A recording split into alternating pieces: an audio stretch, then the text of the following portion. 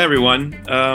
Welcome to Photo Flip. This is our first episode. We are a new podcast, kind of a collaboration between Around the Lens and 10 Frames Per Second, which is mine and my co-host podcast, Elena Volkova. She's here.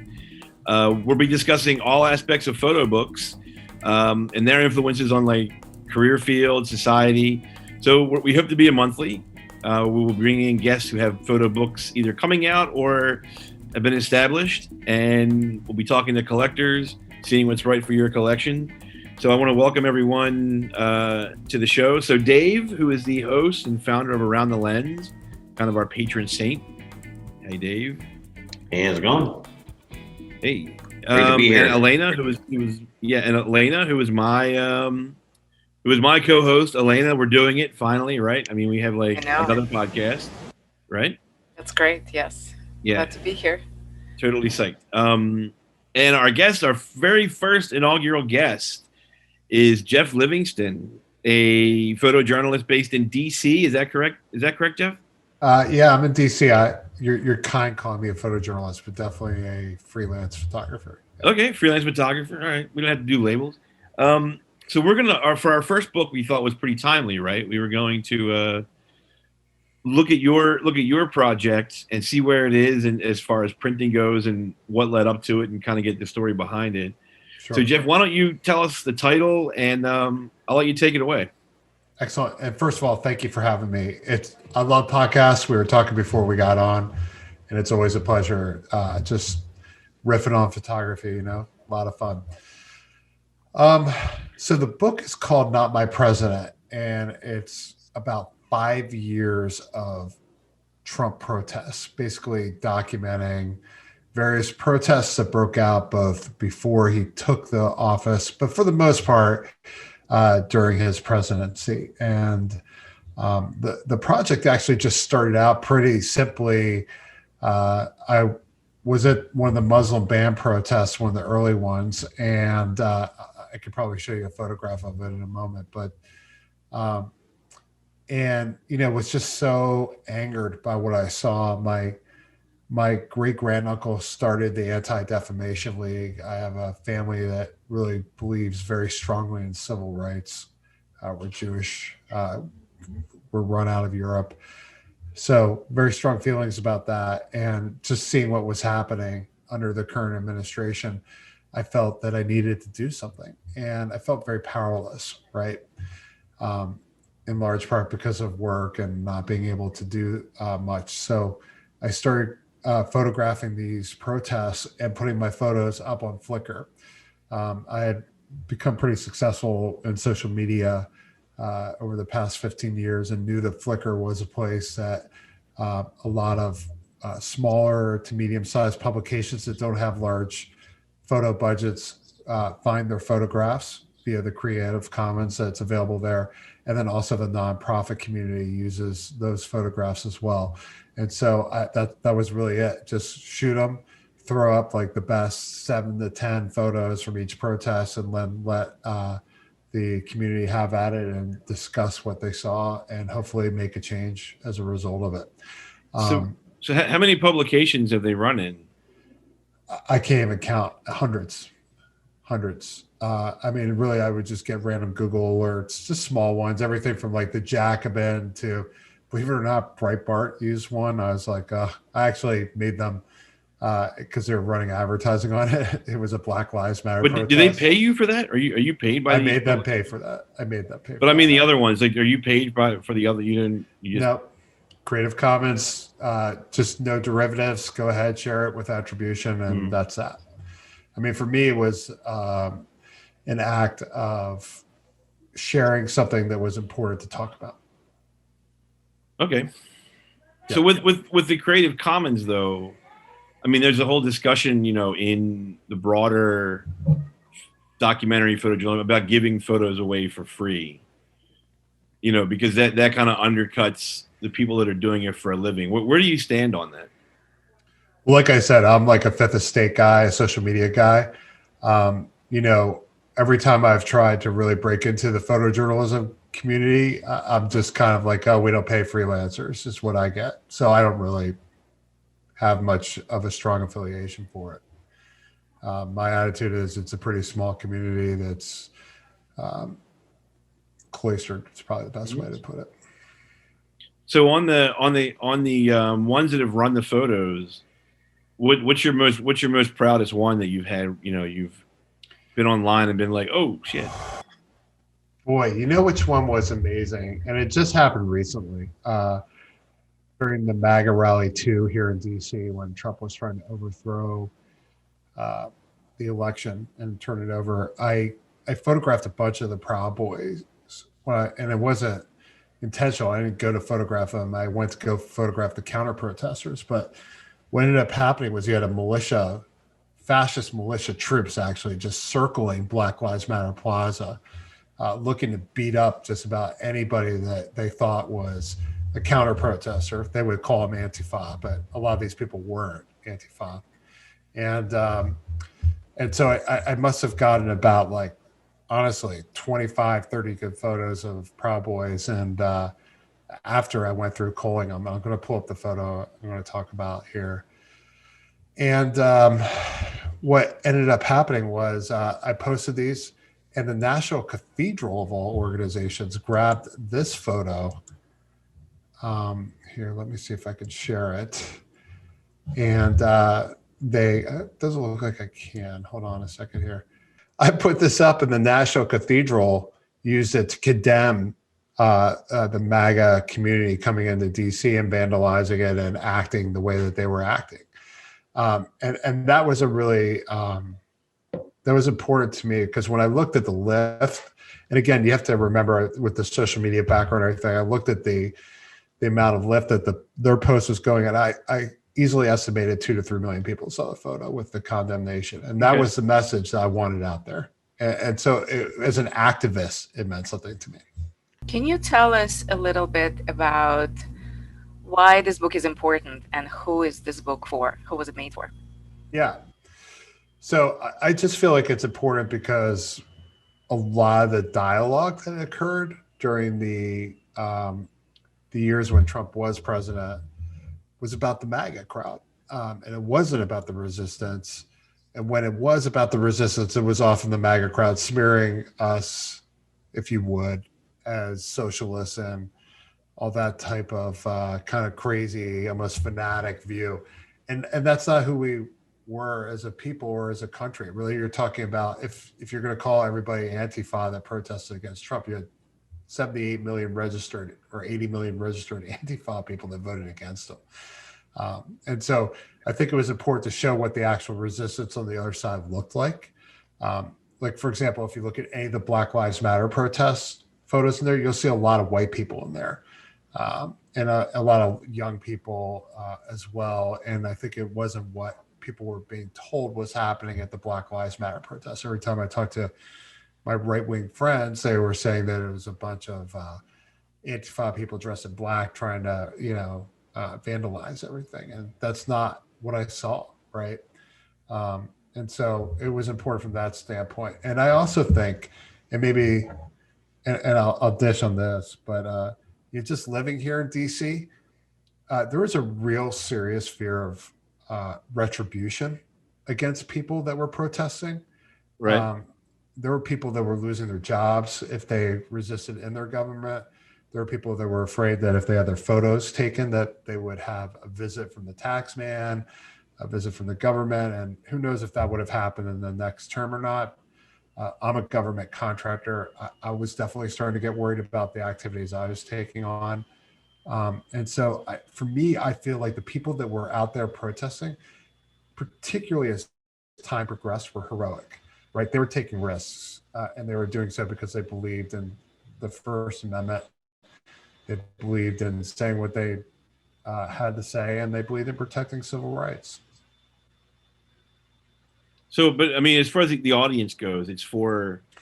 I think it's probably more for people that are on the left or the center that are open to ideas. I don't think people that are on the right really care to see this.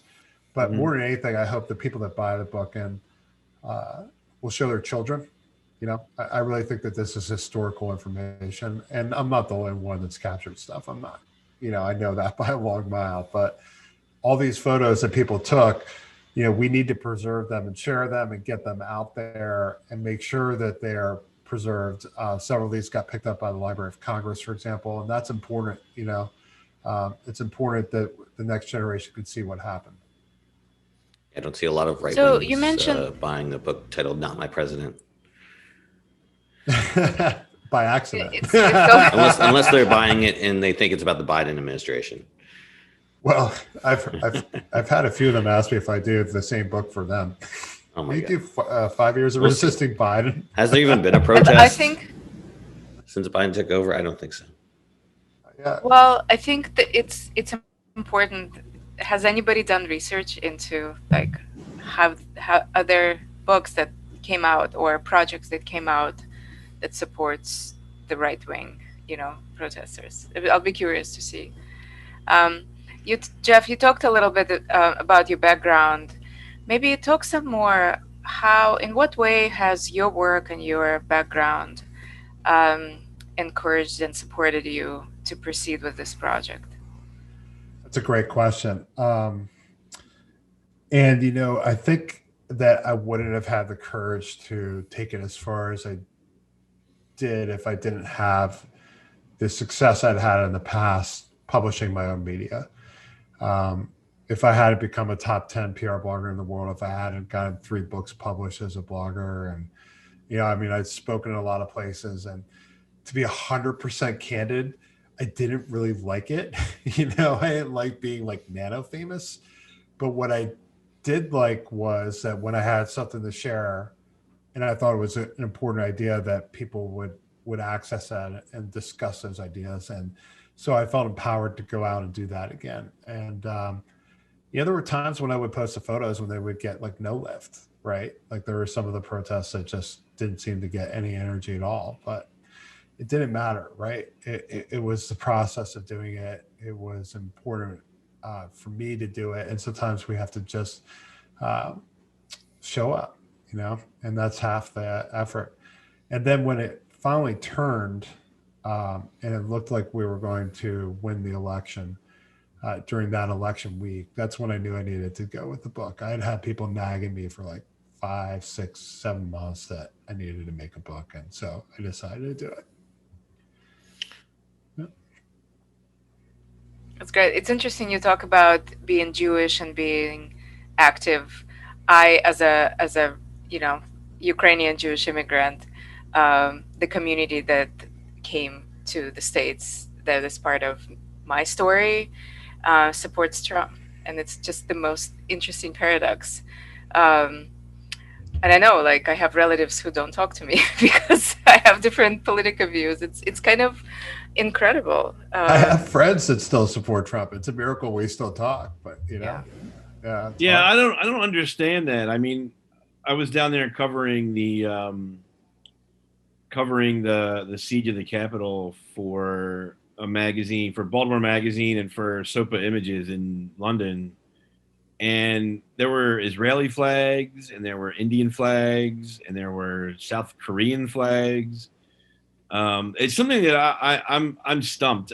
I mean, as a beardy white guy, I know why the other beardy white guys were rioting, right? Because you told them no, and that's why a lot of them rioting. I mean, a lot of it goes back to like Ruby Ridge, like these kind of the 3%ers, like the older ones go back a little ways more than the young ones. But I don't get why, someone from the Jewish community. I'm 10%, by the way.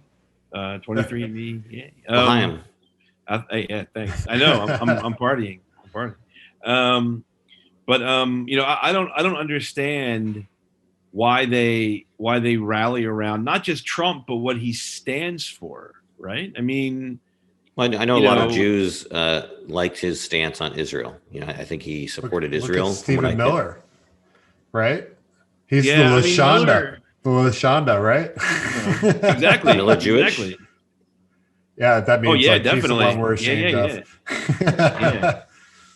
Well, I know in South Korea there are pockets of conservatives that supported Trump. I mean, for instance, like every time I left base for like the last few months, there were these people waving flags and having Trump banners espousing and saying, oh, how great Trump is, and we're going to get the election back, one back, we're going to get that stolen election back every single day. I leave out here. So yeah, he had support at various places, pockets all over the world, even in less conservative countries. Well, what was But, really we were talking interesting- about go we were ahead. talking about family and Jewishness and whatnot, and I noticed in the beginning of your book that you dedicate it to your mom, and I'm sorry for your loss. I lost my mom not too long ago, so I know it's a horrible thing. Sorry I for hope you're your loss, doing too. well and you're recovering from it. It's not easy, but obviously you make that mention in there. What do you think your mom thought of this book project and of the everything going on and the fact that Trump lost? You think she'd be happy about that? Yeah, she'd be proud, man. She'd be proud of this book. She'd be delighted to see it. She wanted that to happen so bad. I think she'd be happiest about Arizona going blue. Yeah. Because she lived there. I think she would just be tickled pink by that. But yeah, I wanted to pick up on the point about just strange groups of people that support Trump. Like I remember during one of those rallies, and it was hard with this book too, because like I had to cut a lot of these people out because they meet the theme of resisting against. But there were really interesting photos. There was a photograph I had of Buddhist monks, Wow. with Trump flags, holding a large banner saying the truth shall always, there are two things that always happen. The sun and the truth always rise to the top. And I'm like, oh my God, just like, wow. So it's just crazy, man. I mean, the guy appealed to people, which is really frightening. He was a true demagogue. Mm-hmm. Yeah, very Can you much talk a a little bit about populist for sure. Yeah. Can you talk a little bit about your editing process, Geoff, and how I mean, is there a flow? Do you think is there a flow to your book, or is it a collection of images? I mean, how do you see the creation of this book? Like, talk us through what from beginning to end. Yeah. So I mentioned that I had published a book, 3 of them with publishers, and then I've done a couple on my own afterwards. Photo books or business books. So this is my first real photo book solo. But the one thing I did learn during that process is you absolutely, positively have to have help, and you have to have people that are willing to kick you in the teeth, because otherwise you're just going to put in stuff that you like and that nobody else will, or you put in stories that don't work. So hopefully by the time we get to this book and people see it, and we're getting there, the pages should work together. Each chapter should tell a little story and build towards the end. And the end should probably leave you feeling uncertain about the future of our country, as many people are. So I hired my friend Richard Binhammer, who does fine art photography. He's a great friend, but Richard's known me a long time, and he'll tell me to shut it when I need to shut it. And then for the word side, I hired a friend of mine named Liz Shear, who's just brutal, also Jewish, and just a brutal editor.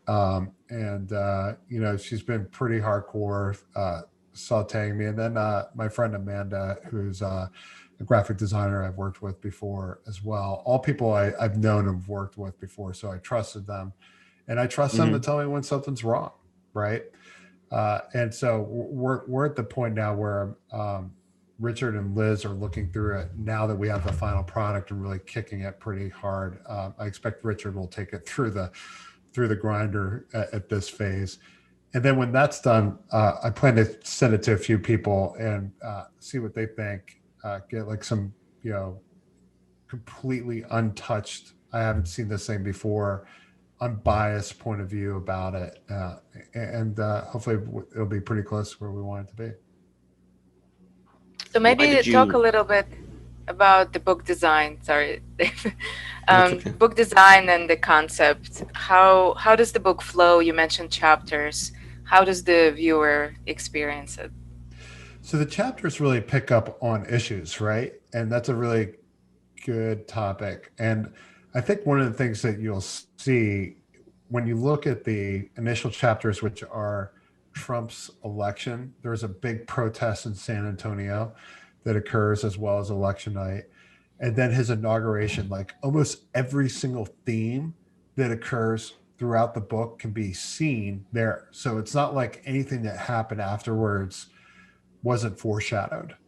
But then we get into race issues. We get into immigration with the Muslim ban. We get into feminist rights with the Women's March. And that's some of these issues were issues that kind of bubbled throughout his presidency, right? Like if you look at the Women's March, huge start, but then really his presidency before the election ended with a huge women's issue with RBG, right? And her death and the fear of abortion turned over in the Supreme Court as a result of his appointees and him rushing to slam another Supreme Court justice in there. So that was one issue. And then, there's kind of like a chapter where there's a kitchen sink because it just seemed like this guy just provoked protests left and right. Like almost everything he did started to really create problems. And so there's a chapter to that. And then it seems like what happened here in DC, because primarily these protests are photographed here, right? There was this kind of like dead period, right? Where the resistance seemed to be beaten down by him. The economy was doing really well. There weren't mass protests in 2018 or 2019 until the government shut down. And that picked up. And then there was an impeachment trial after the Ukrainian incident. And then Black Lives Matter blew up. And Black Lives Matter was one of two chapters that was really a double chapter because it was so important. And it just reinvigorated the resistance and carried I feel like the Black Lives Matter movement really kind of carried the tide. And it was almost that momentum changer that won the day for, Biden, or really just the resistance against Trump. I hope that makes sense. I mean, it's funny because people seem to forget, the movement kind of came like before Freddie Gray, right? It's not just recently, but people keep saying that like it's recent, but it's not actually. Black Lives Matter came out, Trayvon Martin, Freddie Gray, like 5 years ago already. What started you on, like, were you documenting anything back then? What started you, on this? Why this particular moment? Yeah, let me see if I can pull up a photo. Or does somebody have the photo book there? Because if we can get into I've got it here. Yeah, if we could get into that chapter on the initial inauguration, that would be really helpful. Keep scrolling down.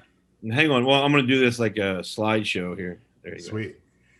So we got all the garbage cut out of it.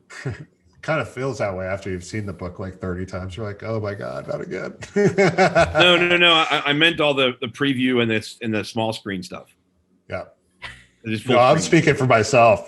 Oh, okay. Yeah, I'm definitely not. I bet you're pretty tired of looking at this book and all the previews of it, back, right? Yeah, go back. Yeah, definitely. I've seen these so many times in this order. It's like crazy. One more.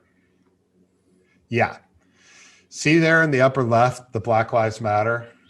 So you can see here we are on the upper left, and here are a lot of the protesters protesting things that we see 4 years later, right? 2017. Right. And down the lower left, you have Antifa, right? And and it's really interesting to see this kind of, these themes that blew up years later were already there. I mean, they just got exacerbated by him. I noticed you decided not to date the photographs, and in your chapters, you choose photos that seem very recent and seem stuff that seems from years ago. Well, what was that editorial decision? Why was that decision made? Yeah, we just wanted the photos to tell a story about the chapter. We wanted the introduction to tell enough about the topic of the chapter and let the story evolve. Now, whether or not that was a smart idea or not is a huge question, and I definitely welcome your feedback. But really, we wanted to let the themes carry rather than have the photo date really drive it. I don't know. Yeah. Dead silence. Congrats on getting the book funded through Kickstarter, by the way. Why did you choose that funding mechanism? Yeah. So I've done a lot of social fundraising. So it was something that I knew how to do. And it was something that I've had a lot of success with. So, I mean, I've raised millions of dollars for nonprofits using social fundraising. Wow. And one of the things I've learned about it is it's really good for public relations. It gets the word out about something. It builds excitement. It creates evangelists for something. And so it's, the Kickstarter isn't really the end of the book. It's the beginning of the book in my mind. And what I have are 200 people that have been willing to back this concept and are really evangelists in my mind, people that have an ownership stake. They'll actually be mentioned at the end of the book. So, yeah, the most important people. And I'm so grateful they believed enough in the project to fund it. Yeah, absolutely. Do you have a favorite photo from the book? Well, you just passed it. The beaker one. I love that photo.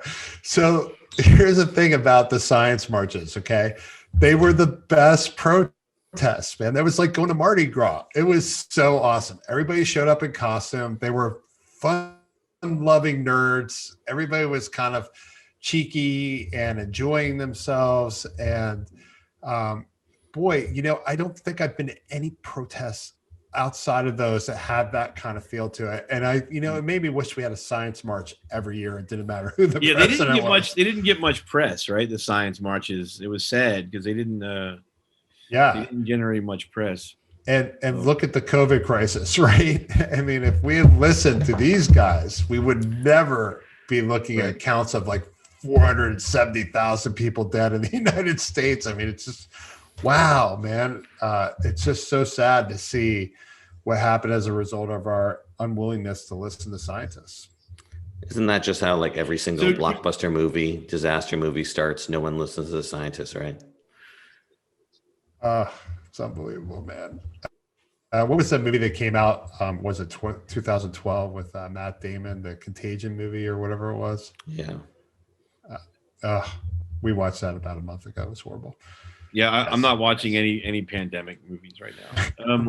Right. So traditionally, which photographers do you look to? Do you look up as far as like style wise go for your work? I follow just a lot of people locally. So a lot of the White House guys. So Pete Souza, Lawrence Jackson's back in the White House now. Lawrence is a friend of mine. I look at his work all the time. He's just really, really amazing. Sharon Farmer is another one. She's pretty well known. I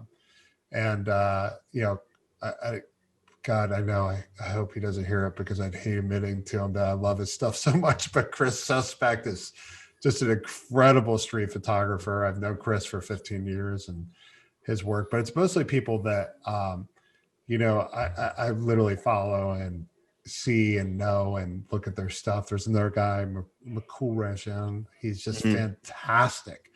Nana Geisy has been a huge influential photographer, but just people that, they're in my life. Kurth Bob, he's another pretty well-known one that's here at least locally. So these are the guys I follow, and I learn from them, but I also shoot with them. Anything historic? Just curious, what kind of photographers that, like in the history of photography do you look up to or study? There's always Cartier-Bresson and all, Winogrand and all those guys. But it's just pretty much street. I have to tell you, I'm not a huge student. I look at this stuff. I love it. Roadside America is another one that I've Frank's stuff is just fantastic. But to me, it's photography is a moment thing. It really is for me about capturing the moment. And you can look at other people's stuff. And I think the danger that I see a lot of is this kind of, I want to say, just basically homogeneous type of photography where everybody just keeps doing the same thing and saying it's great. And I see this a lot with awards, right? The same awards, the same type of like really contrasty, shocking look on somebody's face, where that's an award-winning photo. And it's kind of like, okay, but I've seen that photo. I've seen that photo 30 times. I remember I went down to the Miami Street Photography Festival, which is run by photojournalists, and I think it's the same group that does the Milan show as well. And I looked at the 100 photos on the wall, the 100 greatest street photos supposedly in the world, and they all looked the same to me. They had very similar styles, and it made me think that, you know, maybe we're missing something, because photography's evolved. It's become something. But okay, so all right, so how right? Okay, so how does your work?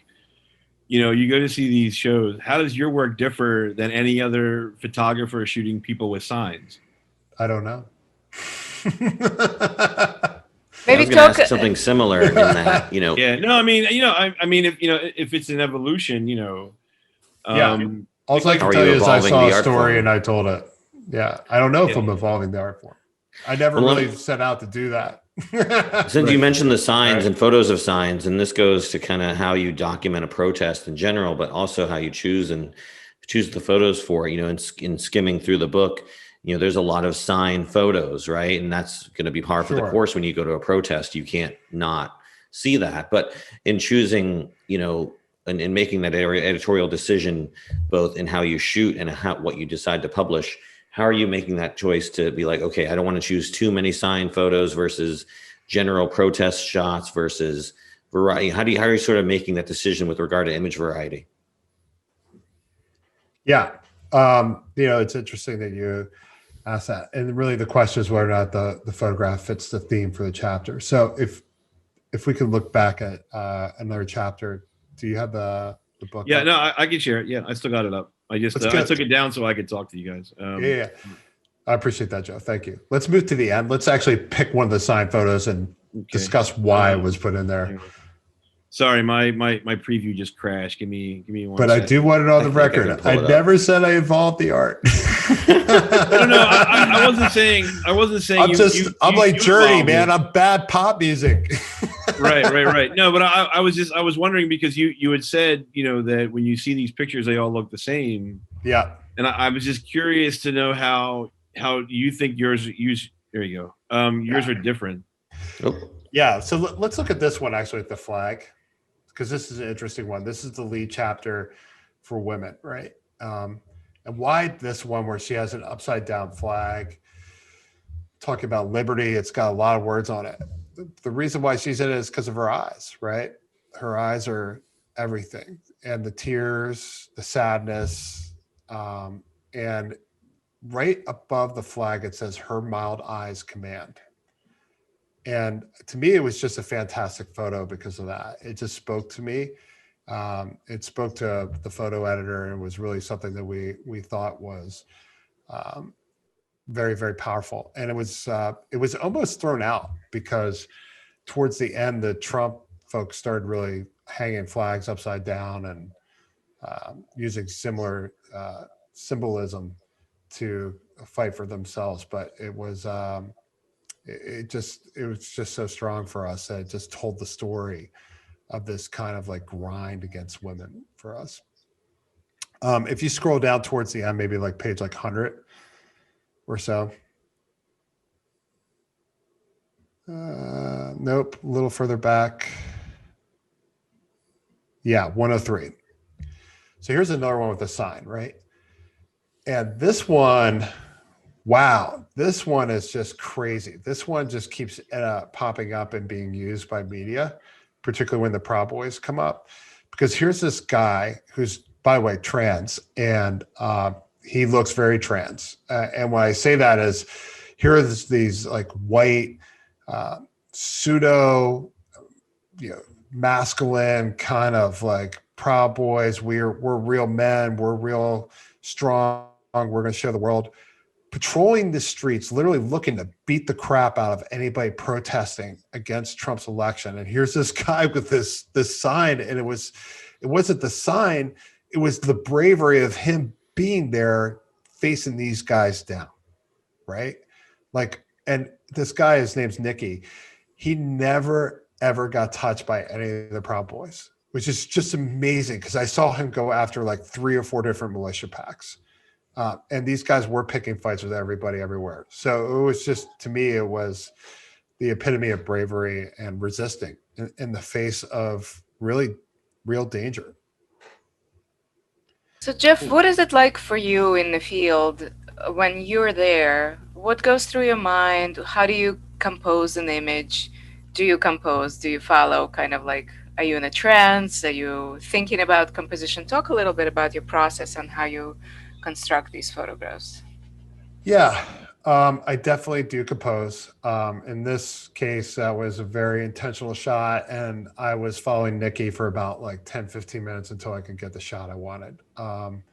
And I actually got kind of roughed a little bit by the Proud Boys when I was shooting him. Like they tried to block me from photographing it. After I was done photographing him, one of them walked me down 15th Street for about 300 yards, screaming, trying to pick a fight with me until I stopped in front of a police car. So the composition with this particular photo was, how do I get him in it, and how do I get the Proud Boys and show the magnitude of their scale, if you would, like the fact there's like 30 or 40 of them. To be honest with you, I don't think the photo actually successfully did it as well as I would like. I wish I was a little more behind them towards the right, maybe 2 more steps, but I had no room with the police, So some of it is like, can I get there? Can I get the shot? Other times it's like really just try to get yourself in the middle of the scene and get the photograph. There's a shot with the Black Lives Matter protests where I literally got on the line and my camera got damaged because I was like in the line between the protesters and the Secret Service police, and that protest turned into a tear gas incident in 20 minutes. And I was just trying to capture the energy of the event, and I thought I successfully did that. But some of it is kind of capture what's being felt here, right? And some of it's, can I get good composition, thirds, or can I make sure that I can get somebody's eyes in the photo. If you can't get their eyes in it, it's just not necessarily a very good photo at all. I think the eyes are everything with Street. Yeah, absolutely. Obviously in the book you feature newspaper covers from the January 6th event, and I'm guessing that's because you weren't able to cover that event. Correct me if I'm wrong, but how did that event change sort of the scope of your book? Obviously, we were going to have you on a while back, and I think we were going to have you, I don't know if we were going to have you on before or after that event, but, did that change your thinking about the book, that monumental, horrible event on January 6th? Yeah, it blew it all up, man. It blew up the complete ending of the book. And that whole chapter that we just saw that Proud Boy in, where those Proud Boys and that protester in, was redone, and the photos were reselected because of that. I chose not to photograph the January 6th protests, the MAGA rally, if you would, because there were no counter protesters. And also because of those acts I talked about with the Proud Boys. I frankly thought it was going to be a violent event. And I knew that people like me would probably be attacked. Media were attacked during that event. I had family members asking me not to go down there. And then when I knew that the counter protesters weren't going, like all the nonprofits stood down and there weren't going to be anybody down there giving it back to the Trumpers, there was just no purpose, right? But then the mission of the book had already been dictated. There wasn't going to be anybody to photograph for the book itself that would probably belong in there. Frankly, having those Proud Boys in there was, the only value in it was to show how dark it got before the insurrection. They probably wouldn't have made it if there wasn't an insurrection. So that's why I didn't go down there. And then that happened. And oh my God, Jesus. And it completely blew up the end of the book. So I pre-wrote the inauguration end, right? And in the end, I imagined quiet streets where there were no protests, right? Never did I imagine that was because there was going to be like 25,000 troops on the ground. That's crazy, man. It was just, it blew up everything. It was just so insane what happened. Considering what happened, did you kind of, in hindsight, wish you had been there for the January 6th event? No. I'm the only breadwinner in my family. So my wife's been out of work for 2 years, and again, because I'm a government contractor, to be down there would have been probably not a great idea. So what are you gonna now that this is all kind of wrapped up? I mean, what are you gonna do next? I don't know. And I know that's a horrible thing to say, but I mean, the book's going to come out in May. I'm going to give it a good run and promote it and get it out there. And then, to be honest with you, I really hope that I don't have to photograph events and protests. I mean, I don't think that we're out of this yet. We may be back in it again in 4 years. We may be dealing with insurrection in a different way in a shorter period of time. And if that happens, then I'll be out there using my camera for the same purposes. I mean, not even for a photo book, to put them up on Flickr, to get the word out, to share it, to have the ideas out there. But I'm sure I'll find something. I have a little side project where I've been photographing Acadia National Park for 4 years, going up there again for the 5th year this year. And I really want to start digging deeper and getting to know the locals a little bit better. Last year, I actually booked 3 weeks up there to really start talking to locals. Nice. And then COVID happened. And so nobody was talking to anybody. And that was just a disaster for that. But, that's a beautiful thing about a project that doesn't have an end date in mind. You just keep going and you see what you get. Yeah. Well, cool. I want to ask you quickly about the commentators you had for the book. You had multiple people write passages. I was just curious, what was the reasoning for that, and how did you choose those people? Yeah, they were all there. If they were there and it wasn't me opening the chapter, and I tried not to as much as possible. I think I did 2 or 3. They were there. So they were either in the Women's March, they were part of the Black Lives Matter movement, they were at a science march. Every single person that was writing an introduction was part of those particular moments of time. Cool. That's great. Well, good. I mean, thanks for. Anybody have any other questions about before we wrap it up? Just maybe a wrap-up question. Maybe Go for it. a few words about what are you hopeful for now since Trump is gone? It's a good way to go out on. Thanks, Elena. I got a 10-year-old girl that's in this house, and she has one of her best friends is a conservative from a conservative family, and they kind of waited off during this past 3 or 4 months. So it's been actually hard for her. And I imagine that's like a lot of people. But this was one of her best friends. At the same time, she saw a woman become vice president of the United States. And that was extremely powerful. And I remember watching her watch the inauguration. We were watching on my phone, the celebration that night and the fireworks, and watching her eyes light up. And I think that she saw a lot of things that really can happen. She lost innocence with the friend, and she gained hope. And I hope the hope is strong enough, the possibilities are strong enough to carry us into more and greater things. I guess the wrap-up question I'll throw out there is how can people, get your book if they weren't part of the Kickstarter? I think there was like an initial 250 print launch, and then what's going to happen after that? That's a great question. So the book's going to go live probably on Amazon at some point in B&H in June. I think it'll be in June. We're really kind of waiting to see what COVID's going to do, and hopefully we'll be in a place where we can throw an event. I'm going to probably hold it until we can throw a live event and do like a kind of a salon type of style event. And then we're going to get it out there then, so people can find it on Amazon B&H at that point. Cool. All right. Yeah. Thank you, Geoff. Yeah, thanks for being our first guest here on Photo Flip. Thank you. I appreciate what you guys do. Oh, and definitely, if you have feedback, send it to me, man. I can use it. Okay. All right, yeah, buddy. Cool. Will do. That's cool. All right. Well, so next month we will have another guest. We're not sure who yet, but tune in. And I guess thanks everybody for listening to Photo Flip. We'll see you next month. Bye. Later. Thank you.